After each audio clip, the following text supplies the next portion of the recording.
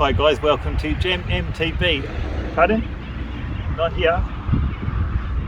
A better place. Apparently it's better that way.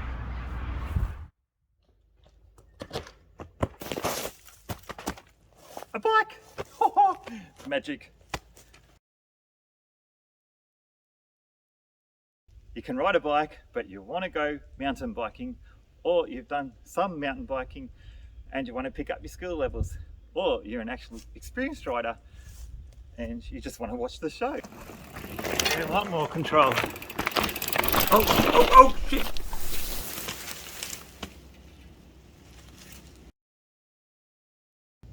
I've been riding for many years and I've ridden with many beginner riders and they've all given me feedback on what's helped most, and these are some skills that I've been told.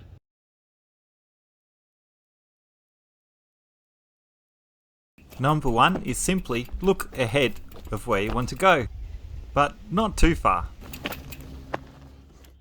Looking ahead and keeping your head up helps your body and your bike steer you in the direction you want to go. If you watch this following clip, you can see my head turning to the left and then the right, following the trail. When an inexperienced rider feels fearful or scared, they tend to head towards what they don't want.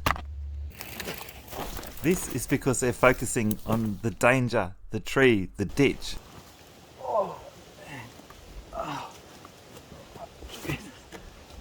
Chances are, if you look away from the tree or the ditch you're afraid of, you'll steer the bike into the direction you want to go. So remember, don't ever focus on where you don't want to go.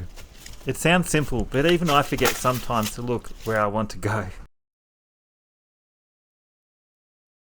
Number two is simply keep your bum off the seat. If you're descending or you're cornering, you don't want to be sitting on the seat. You want your bum hovering over the top of the seat, keeping your weight on the pedals and the handlebars. I could have done it. Trying to go back and do it. I took the rock silly. Shit. So we're back at my sister's and it's a bit cold, it's got the jacket on, and I thought this would be a good place to give you an example of the difference between sitting on your seat and standing on your pedals. Just waiting for this car to drive past.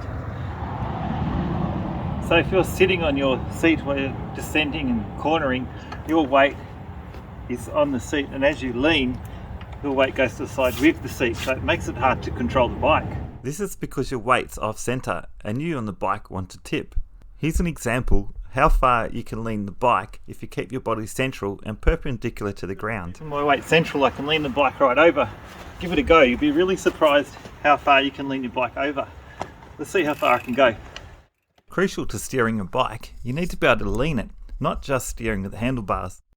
Sitting on the seat makes it hard to steer the bike because you can't keep your weight central and able to move the bike in and around underneath you to keep your balance. So what I encourage you to do is find a flat place like this, a car park, and just play around, moving around on the bike, doing all kinds of stuff, leaning it, seeing how far forward or back you can go.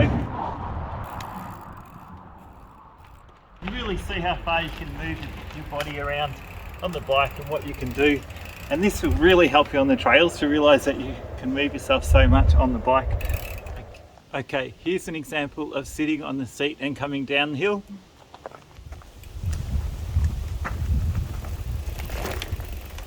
See, a lot less control. Now here's an example of not sitting on the seat and coming down the hill. A lot more control. Let's rewind here. If you look closely, you can see my body being bucked around and I'm having trouble steering the bike. Compared to the second shot, it's a lot smoother. I'm letting the bike move around underneath me and I can also steer. Look at this first shot. Look at my steering angle. I've had to rely on the handlebars to steer the bike. With this second shot, you can see I haven't turned the steering as much. This is because I've leaned the bike to help turn around the corner. So just a note, I did have the seat at the same height in that position, which is quite high, which I think you'll find when you buy a beginner bike, you won't have the dropper post, so you'll have it up high. And I recommend when you're doing terrain like this, any mountain biking, is to lower it enough so your legs are bent and you can move around on the bike. If you have it too high, you're not going to be able to actually take your bum off the seat going downhill, and it can buck you over. So experiment with different seat heights. But of course, your seat is there for a reason, like when climbing or resting on when you don't need to steer your bike down a twisty and gnarly trail.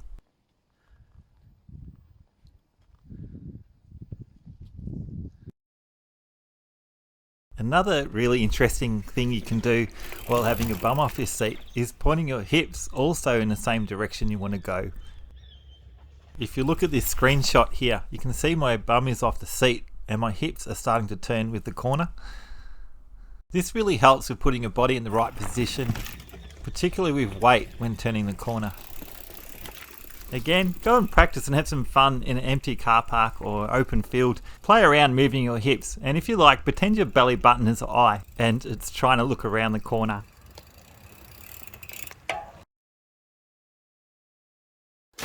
This is an example of the wrong gear. Sometimes I see inexperienced riders lowering in a way too low a gear and they're spinning like crazy when they don't need to be. Not only will this put your heart rate right up there, but will also put you off balance.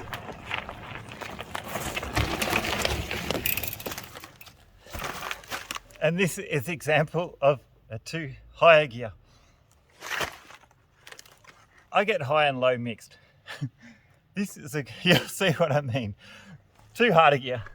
Riding in too hard a gear can also have the same effect and also put you off balance.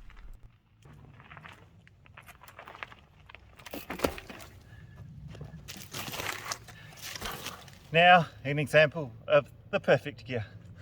Being in the right gear can take a little time to get used to when mountain biking, especially with the undulating terrain. And that's another great thing to practice on a flatter ground. Get used to how your gears work and the different speeds. So, hope you enjoyed my video, but most of all, I hope you get out there and go enjoy the trails and really get into mountain biking. It's such a beautiful thing to do. So, I'll catch you next ride.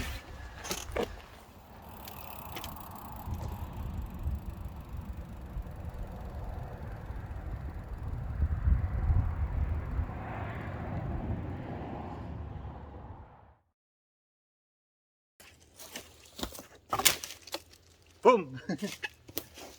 We're in the bush.